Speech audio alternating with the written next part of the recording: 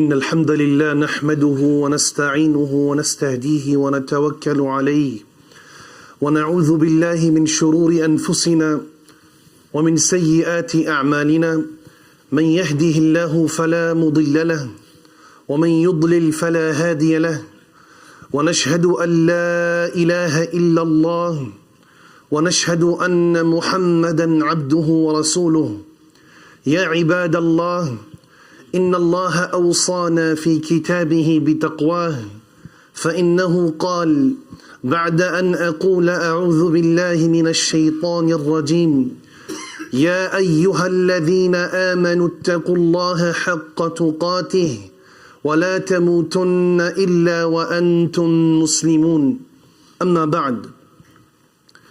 My dear brothers and sisters, in the Islamic discourse, there are lots of reports that speak about the inevitability of death.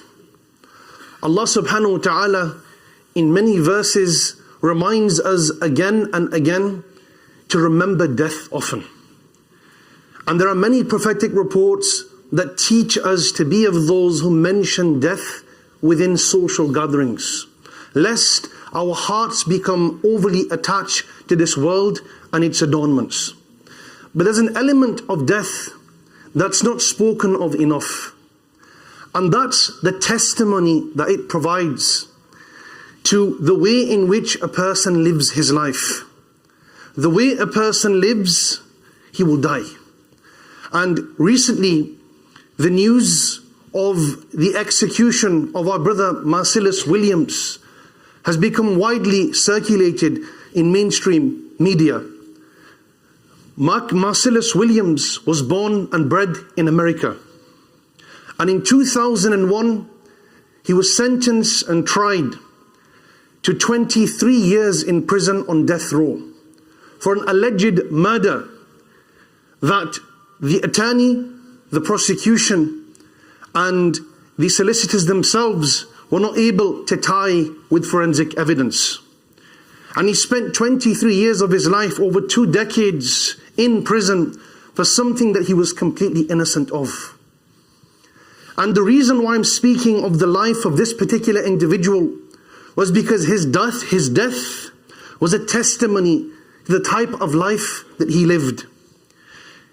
Moments before he was executed, he was interviewed. And in that interview, they asked him how he feels that after having spent the vast majority of his life in prison, how he feels that he's never going to get to see his children, his loved ones, what he's built with his bare hands. He's completely deprived of everything that we're currently enjoying. And he responded to the interview by saying that I often remind myself of the prophetic statement and the prophetic supplication that, oh Allah, if death is good for me, then grant me death. And if life is good for me, then grant me life. And prior to being executed, the final words that he penned down on a piece of paper were Alhamdulillahi ala kulli, in all circumstances. And I want you all to contemplate this occurrence with me. That he didn't only go through one significant punishment. He went through 2 punishments in his lifetime. One was spending over 2 decades on death row without there being any established or substantial forensic evidence. And the other was that he was sentenced to death and executed. And it's very normal for a person to plead. It's normal for a person to break down.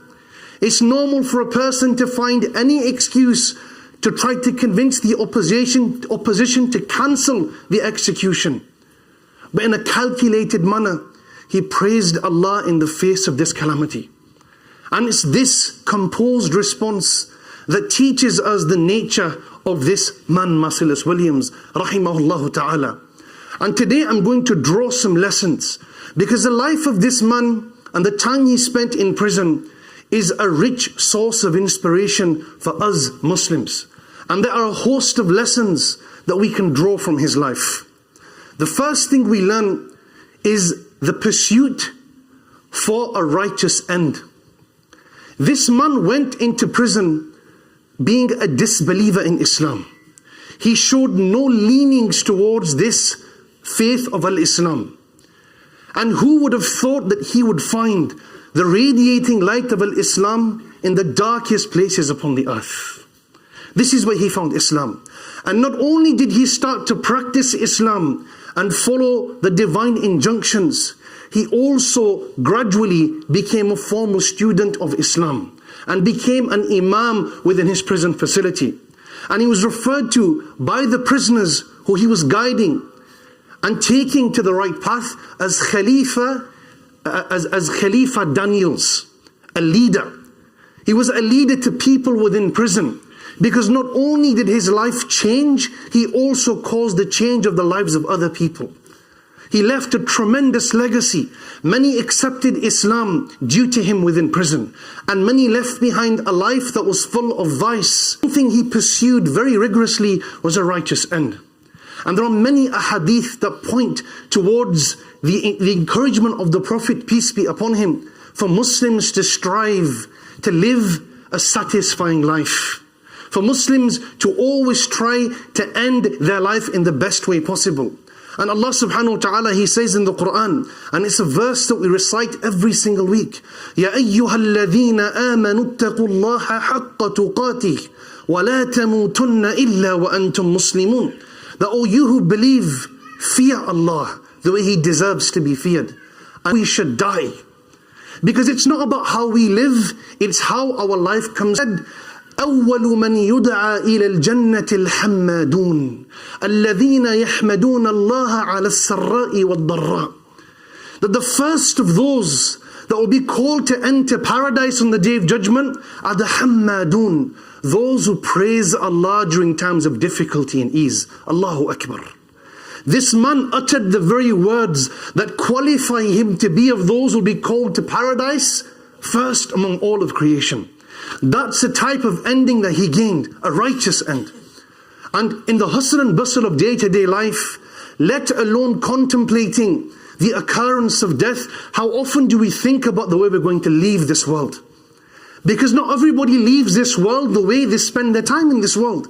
There are people who pray and come to the mosque for years on end, and then they deviate from the correct path moments before their death. Wal-iyadhu billah. For it's how we die that really counts. It's how we die that determines our final abode and our place in the hereafter. So we're taught to always pursue living and showcase our good deeds and tell people that I've had a beard for 20 years. These things are insignificant and unimportant. What matters is how we leave this world. There are plenty of people who practiced Islam throughout the course of their life and died upon kufr, disbelief. And the